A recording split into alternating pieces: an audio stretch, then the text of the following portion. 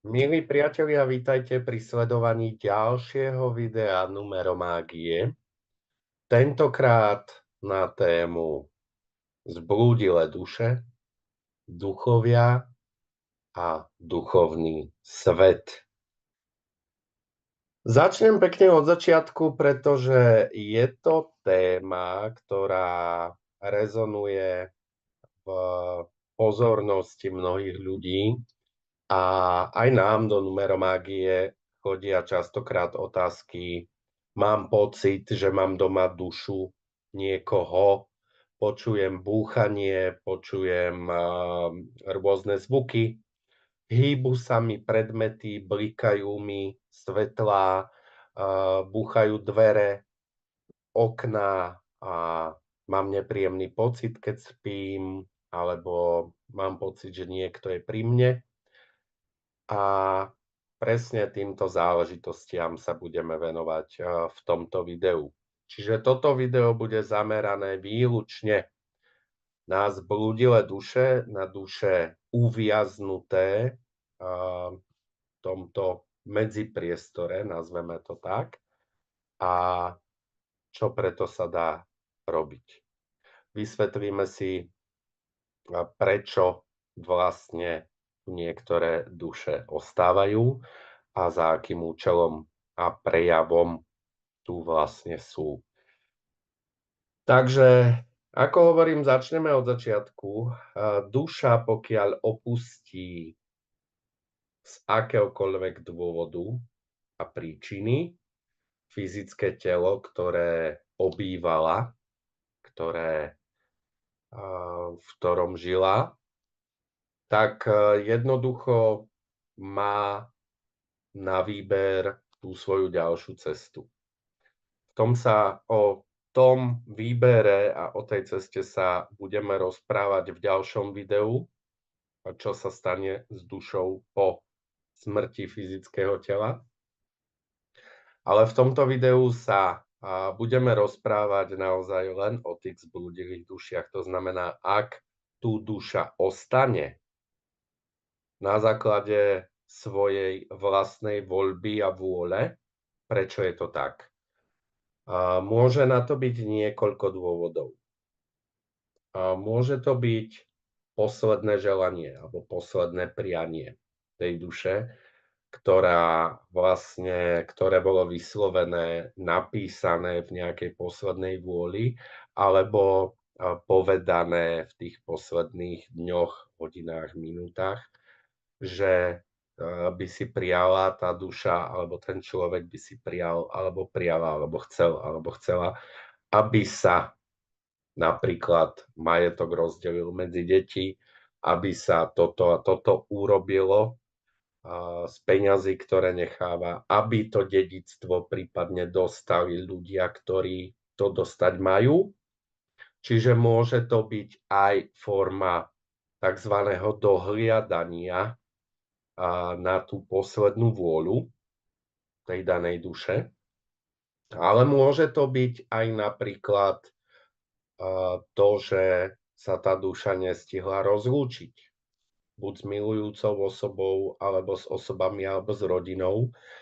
A niekto, či už tá milujúca osoba sa s tým nevie zmieriť, že tá duša odišla z tela a svojím spôsobom vlastne ju tu drží.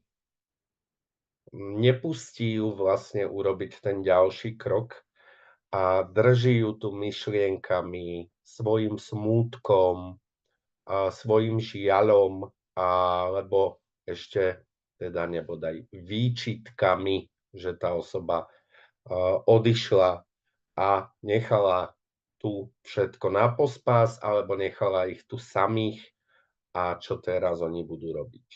A môže byť niekedy aj hnev na zosnulú dušu.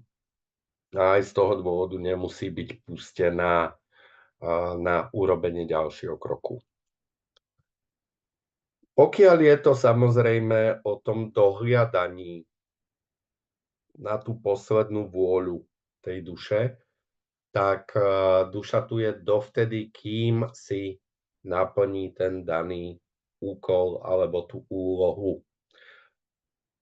Pokiaľ sa tá posledná vôľa nesplní, alebo je nejakým spôsobom oklamaná, podvedená, alebo sa veci urobia inak, ako bolo povedané, vyslovené alebo napísané v rámci tej poslednej vôle, posledného želania, posledného priania, tak jednoducho tá duša tu môže ostať až dovtedy, pokiaľ sa to nenaplní. To znamená, nemusí to byť iba pár dní, nemusí to byť pár týždňov.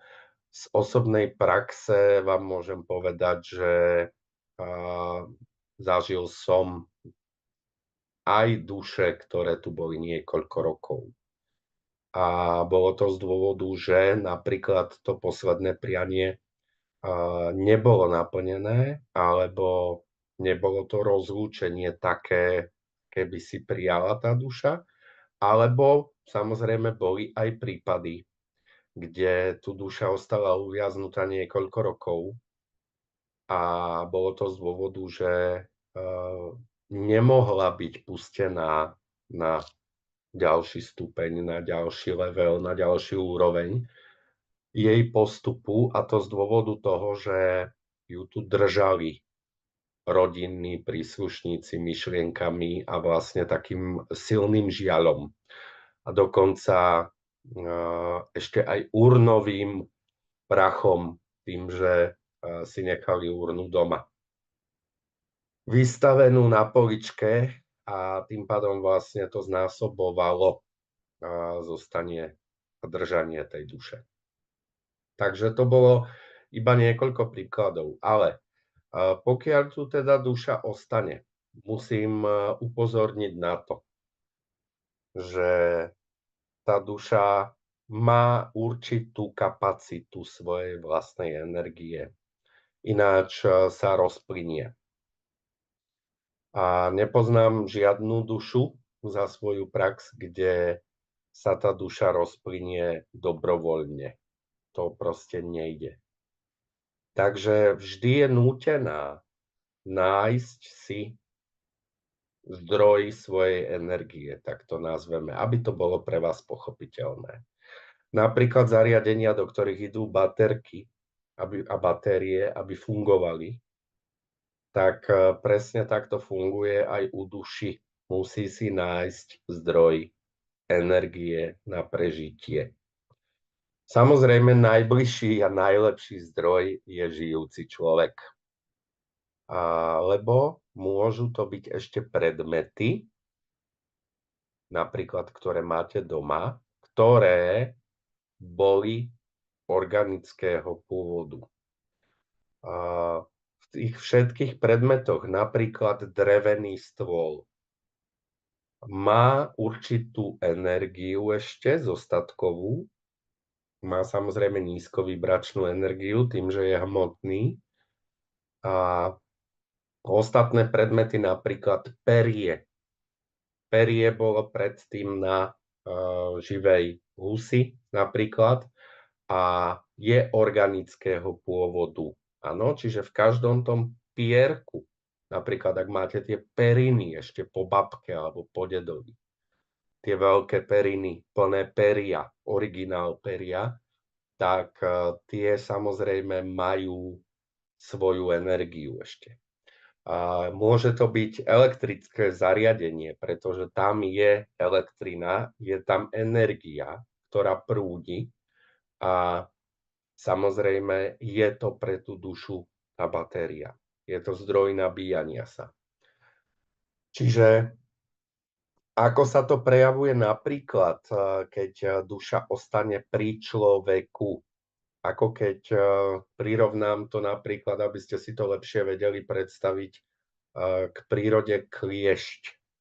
Kliešť, ktorého v prírode chytíte, cucá vašu krv, on rastie.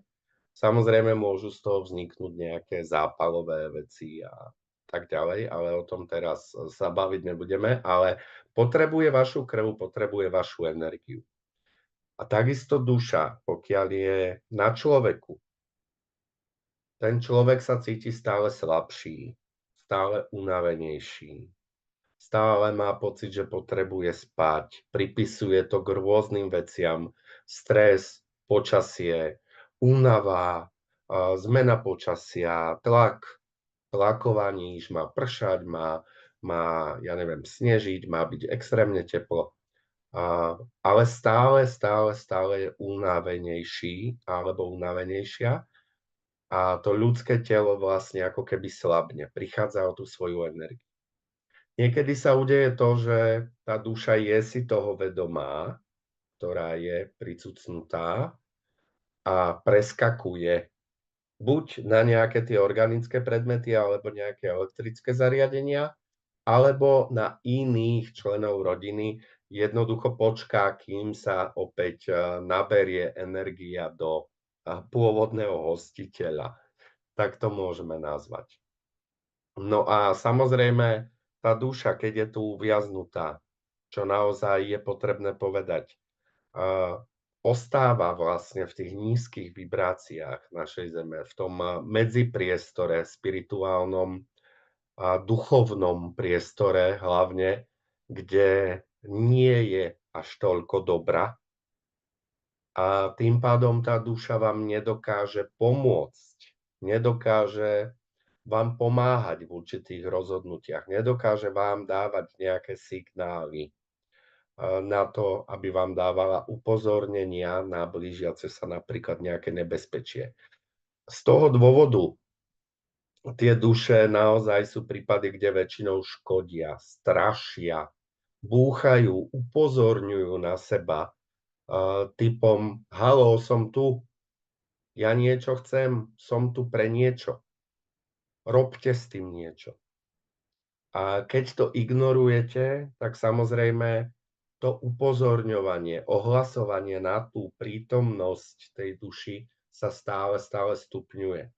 Čím ona naberá viacej na sile, tým získava viacej skúseností a dokáže potom neskôr samozrejme aj zhadzovať predmety, búchať so skrinkami, so skriňami, búchať na dvere, búchať na okno. Boli aj prípady, kde sa sťahovali paplóny v noci spiacim živým ľuďom. Samozrejme, že to pôsobí strach, ale tá duša jednoducho iným spôsobom, než týmito prejavmi na seba upozorniť nevie. Čiže začne robiť vlastne zle, inak povedané, aby jednoducho vyriešila tú svoju situáciu, ktorá ju ťaží alebo nepustí natoľko, že tu musí ostať. A samozrejme, čím dlhšie tu je, tým je ten stav pre tú dušu zúfalejší, tak by som to povedal. Čiže na to, aby sa dokázala tu uživiť a udržať, sme si povedali, ako prežíva. A tie prejavy takisto. Čiže pokiaľ máte napríklad pocit, že tu držíte žiaľom, smútkom od napríklad pohrebu alebo od opustenia nejakej duše, telo blízkeho človeka. Máte pocit taký, že stále je pri vás. Treba zistiť vždy príčinu. Samozrejme sú ľudia, ktorí dokážu komunikovať s duchmi. Sú na to v dnešnej dobe už aj zariadenia, ktoré na určitých vlnových dĺžkach dokážu s nimi komunikovať, respektíve nahrať ich odpoveď a pustiť ju potom. Viete si ju prehrať. Ale upozorňujem, že nie je to pre začiatočníkov. Nie je to hra. Nie je to o tom, že si kúpite nejakú dosku, kde je abeceda, kde sú rôzne znaky a posúvate a vyvolávate duchov. Tam pri týchto typoch dosiek naozaj hrozí veľké riziko. A ja ako mák, ako človek, ktorý sa zaoberá aj odprevádzaním duší, aj robím exorcizmy a energetické čistenia. Ja sám mám voči týmto doskám obrovský rešpekt energetický a nepoužívam ich za žiadnych okolností. Môže to spôsobovať to, že k sebe pritiahnete ďalšie duše a ďalších duchov a nemusia byť až do takej miery iba negatívni, môžu byť veľmi zlí a môžu vám robiť veľmi zlé veci. Dokonca vás môže nastať snaha ovládnutie vášho tela a vašu dušu vyhodiť mimo telo. Takže na to naozaj pozor. Prosím, nepoužívať tieto dosky. Nie je to hračka a nie je to sranda. A potom to má veľmi zlé následky. Takže pokiaľ uvažujete nad nejakými takýmito zábavkami, že kúpim si dosku a budem vyvolávať duchov a vlastne zistím, kto tu je a čo chce, tak nerobte to. Radšej prizvite naozaj odborníka k sebe, aby zistil, o koho sa jedná, čo si tá duša praje, čo chce, prečo tu zostala. A pokiaľ sa tej duši podarí naplniť toto posolstvo, tak jednoducho môže spokojne odísť. Takže neexperimentujte, prosím. To som vám tým chcel povedať. Nie je to na mieste a nie je to sranda. A takisto, na čo musím upozorniť zo svojej praxe, stalo sa mi napríklad to, že boli sme s Lenkou u jednej klientky a tá si z jedného nemenovaného obchodného domu kúpila vankúše. Vankúše, v ktorých boli aj prírodné materiály, môže to byť aj bavlna, a priniesla, zrazu sa jej začali diať v byte rôzne veci. Vydávala jej mama postavy cudzích žien, ako sa rozprávajú v obývačke na sedačke. Ona ich videla. A samozrejme, že táto naša klientka známa, keď to počula, tak samozrejme tomu nechcela veriť, ale potom to zažila aj ona a privolala nás teda do svojho príbytku, aby sme sa na to pozreli a môžem vám povedať, že priniesla si s tými vankúšmi domov duše týchto žien. Boli uviaznuté v tých vankúšoch, boli uviaznuté práve v tej chvíli v týchto veciach a priniesla ich domov. No a samozrejme bolo treba zistiť, prečo sú tam, čo chcú a bolo ich treba samozrejme odprevadiť. Takže niekedy môže byť aj duša domov prinesená v rôznych veciach. Častokrát sú to starodávne veci z rôznych antikvariátov alebo z rôznych starých domov, veci, ktoré niekomu patrili a ten človek ešte za života mal k ním napríklad blízky vzťah a až natoľko, že aj po tej smrti toho fyzického tela sa tá duša formou svojej nejakej zostatkovej energie upala na ten predmet a išla s ním do nejakého nového domova, kde samozrejme hľadá novú batériu. Takže a robí zle v tej domácnosti alebo v dome. Môže to byť aj na pozemku. Takže tam naozaj je veľmi potrebné jednať čím skôr, žiadnym spôsobom sa s nimi nekamarátiť, pretože oni sa kamarátiť v tom prípade nechcú. Oni chcú naplniť svoje priania, prípadne pustiť, prípadne aby im bolo odpustené to, čo napríklad spáchali za života a naozaj úprimne odpustené od srdca a aby sa mohli pohnúť na ten ďalší level. Takže to je niekoľko príkladov aj z praxe našej, akým spôsobom sa to môže prejavovať. Častokrát je to veľmi nepríjemné. Môžete vidieť obrysy postavy v nejakom šere svetla alebo v slabom svetle. Môžu vám blikať žiarovky, ale pokiaľ blikajú žiarovky, nemusí to byť iba zblúdila duša. Budeme sa o tom rozprávať, napríklad vo videu Svetelní sprievodcovia alebo duchovní sprievodcovia. to sú zase iné bytosti, ale môže to byť aj spôsobené tým, že nejaká duša vám dáva najavo, že som tu a niečo potrebujem. A samozrejme, tá duša má na tom prioritu. V tej duši nie je veľa dobrých energií a väčšinou sa teda správa tak, ako žila za života, plus tá ich zúfalosť vlastne z toho, že potrebujú tu prežiť. A je im jedno ako, je im jedno z koho, z čoho, proste potrebujú tu prežiť, aby sa mohli dostať na úroveň inde, z tohto sveta. Pretože vlastne ako keby si to môžete predstaviť, ako keby ste ostali niekde v jednej izbe zavretá alebo zavretý, kde nie je nič. A máte tu takú až zúfalú túžbu sa dostať z tej miestnosti. Sú tam dvere, je tam okno. Urobíte vlastne všetko preto, aby ste sa oslobodili z tej miestnosti, pretože tam nemáte jedlo, nemáte tam vodu, potrebujete ísť zúfalo preč odtiaľ. A takto isto vlastne koná zblúdila duša, pokiaľ je tu uviaznutá. Ona vie, že to potrebuje vyriešiť, aby sa potrebovala posunúť a jej jedno. Tam neberie ohľad, že napríklad tu je slabý človek, ktorého keď budem dlhodobo vyčerpávať, tak môže zomrieť alebo môže sa mu niečo stať, nejaká choroba alebo čokoľvek.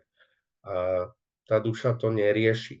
Ona potrebuje vyriešiť prioritne svoj zámer. Tam nie je v tom prípade to dobro, ktoré je v duši, keď žije v človeku. Že dokáže vlastne to akceptovať, dokáže sa dohodnúť a nejakým spôsobom a nájsť nejaký kompromis. Tuto to neplatí. Tu ide o prežitie tej duši a o naplnenie alebo pustenie tými ďalšími ľuďmi, ktorí ju tu držia. Takže to je niekoľko vecí. Samozrejme, existuje na to niekoľko základných prevencií, ako mať na chvíľu kľud. Môžem vám povedať, že žiadne nejaké sviečkové rituály a komunikácia s nimi a musíte si ich udobriť a nechávanie jedla a podobných záležitostí, toto nefunguje. Toto neplatí, pretože je mnoho takých naozaj babských rád, ktoré neviem, či sú naozaj z brucha, ale určite nie sú z praxe. Takže to, čo funguje, milé dámy a páni, je napríklad soľ. Biela soľ, môže to byť tá kuchynská, ktorú máte doma. A pokiaľ sa jedná napríklad o to, že vám búcha niekto z exteriéru domu, na pozemku niekto, je dobré urobiť samozrejme taký polkruh pred dverami zo soli. Vysypať taký polkruh, cez čo sa tá duša potom nevie dostať k tým dverám, nebude vám búchať. Pokiaľ je to pri posteli, môžete rozsypať vlastne sol okolo posteli. Môžete dať za nejaké malé polievkové lyžice soli do rohov miestnosti. Tá sol má v tomto prípade očisťujúci charakter, ale nevydrží väčšine. Závisí od intenzity a síly tej danej duše, ktorá vám tam robí tú neplechu a neporiadok doma a straší vás, alebo zhadzuje veci, alebo robí zle.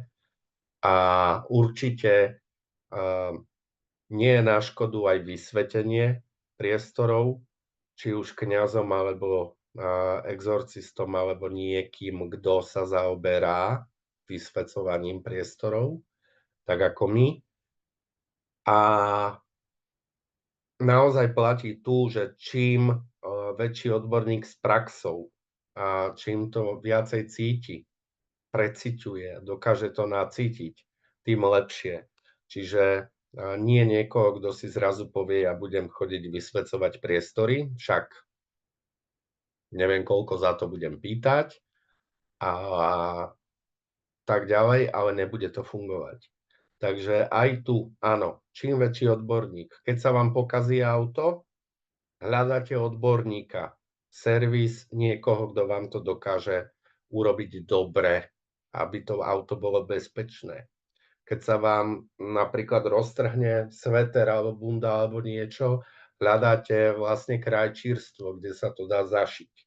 Keď máte napríklad oblečenie, ktoré sa dá prať iba v práčovni, hľadáte dobrú práčovňu, nie aby vám to zničili. Čiže nejaké referencie a tak ďalej. To isté platí pre tieto veci. Treba nájsť človeka, ktorý naozaj vie, čo robí a dokáže vám to urobiť kvalitne, tak aby vám to aj vydržalo v tom priestore. A ideálne v kombinácii aj s odprevádzačom duší. To znamená človeka, ktorý to dokáže identifikovať, ktorý zistí, prečo je tu tá duša, čo chce a urobiť ten odprevádzajúci rituál spoločne s tou dušou, odprevadiť ju na ten ďalší level. A či už do svetla alebo na ďalší stupeň jej priania. O tom sa budeme rozprávať v ďalších videách. Ale to je naozaj podstatné, pokiaľ je to niečo, na čom trvá v rámci fyzického sveta, že nebolo dodržané napríklad nejaká rekonštrukcia alebo niekto nedostal časť dedičstva, tak je tam potrebné, aby sa to vlastne vyrovnalo, aby tá duša nadobudla ten pokoj. Pokiaľ je tam to, že niekto z rodiny alebo celá rodina tú dušu odmieta pustiť, že stále žiali, že stále ju tu drží, že stále, keby si tu tak bola, ty tu určite si a pozri sa a drží ju tu vlastne myšlienkami, tak vtedy je potrebné naozaj to odpustenie a aby tí rodinní príslušníci tú dušu pustili, aby mohla ísť. A pretože aj ona sa tu trápi a následne trápi aj žijúcich ľudí, či už v nejakom dome, alebo v byte, alebo v nejakom priestore. Dobre, takže pokiaľ tá dušička odíde a ten človek si urobí dobre tú prácu a podarí sa mu odprevadiť túto dušu na ďalší stupeň duchovná, ďalší stupeň. V tom duchovnom svete tá dušička odíde, poznáte to. V tom priestore začne byť iná energia. Začne tam byť svetlo, začne tam byť pokoj, kľud, radosť, láska. Tie vyššie vibračné veci a energie dostanú priestor na to, aby tam mohli byť, prebývať. A budete mať pokoj. Takže žiadne nejaké skutočné šalvy alebo zapálenie sviečky a podobné záležitosti. To nefunguje. Treba naozaj buď naplniť to posledné prianie tej duši, alebo ju pustiť, ak ju tu stále nejakým spôsobom držíte. Určite neodporúčam mať popol spopolneného človeka doma alebo v priestoroch, kde sa zdržujete. Aj ten popol potrebuje nájsť miesto svojho odpočinku a určite nie doma vystavený, aby vlastne tam mohli prúdiť tie myšlienky a tá energia stále, aby túto dušu držala. Takže aj ona potrebuje mať pokoj a určite pokiaľ ten pokoj nadobudne a nastane, tak to zistíte, pokiaľ vás niečo takéto trápi.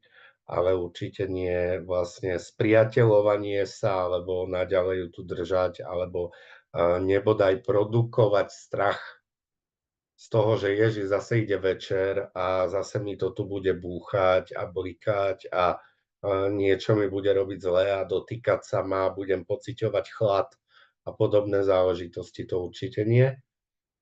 A neodporúčam ani žiadne tie tabuľky na vyvolávanie duchov, to v žiadnom prípade ani neskúšajte, neexperimentujte. Je tam obrovské riziko, že privoláte aj iné duše k sebe a nemusí to dopadnúť dobre pre vás. Takže asi toľko. Pokiaľ tá duša nadobudne pokoj a postúpi do toho ďalšieho levelu, ona bude šťastná, bude spokojná, vám nebude škodiť, vás nebude vysávať z energie, nebudú sa vám doma kaziť veci, nič búchať, ani podobné záležitosti.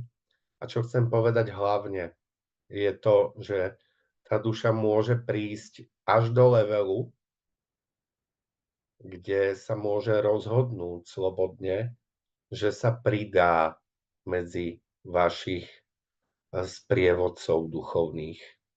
A jedine z tej pozície vám dokáže pomáhať v tomto živote, že vám dokáže dávať signály do života, posielať vám ľudí, ktorí vám pomôžu vo vašom živote, naznačovať situácie a celkovo vlastne vám svietiť na tú cestu správnu životom. Takže ak ste momentálne niektorí v pozícii, že nechcete pustiť duše niektorých vašich blízkych, rodinných, zosnulých, tak myslíte na to, že z tej pozície, pokiaľ tu sú, vám pomôcť nedokážu a dokážu vám pomôcť až vtedy, keď naozaj ich pustíte, keď im doprajete ten odchod na ten vyšší level a vtedy sa oni naozaj môžu rozhodnúť, že sa pridajú k tým vašim duchovným sprievodcom a môžu vám pomôcť jedine z tej pozície hore, v tých vysokých a vyšších vibráciách, než tu na Zemi. Uviaznuté medzi priestore. To naozaj pomôcť vám nemôžu. Jedine, čo vám môžu, je škodiť. Takže pokiaľ ste v nejakej situácii, že tu dušičky držíte svojimi myšlienkami, žiaľom, alebo niečo neviete odpustiť tej duši alebo človeku, pokiaľ žil, tak napravte to, urobte to. Alebo pokiaľ nebolo splnené to posledné prianie vašou aktivitou, tak to napravte, aby tie dušičky nadobudli kľud a mohli sa pohnúť na vyšší level, o úroveň vyššie. A vtedy vám môžu pomáhať. Duše nemusíte mať iba rodinných príslušníkov, môžu to byť známi ľudia, ktorých ste poznali niekedy a môžu vám škodiť aj takýto. Takže myslíte na to. Ak by ste mali ešte k tejto téme otázky, kľudne mi píšte dole do komentárov. A ak sa vám aj táto téma páčila, bola pre vás zaujímavá, tak prosím kliknite na odoberať náš YouTube kanál a budeme radi za každé odoberanie, za každý jeden like.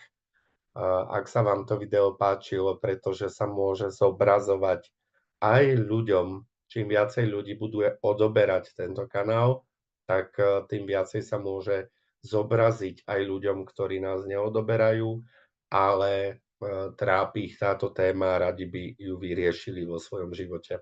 Takže vlastne môžu dostať návod. Takže ďakujeme za každý odber, ďakujeme za každý jeden like a budem sa na vás tešiť pri ďalšom videu. Majte sa krásne, majte spokojné telo aj dušu.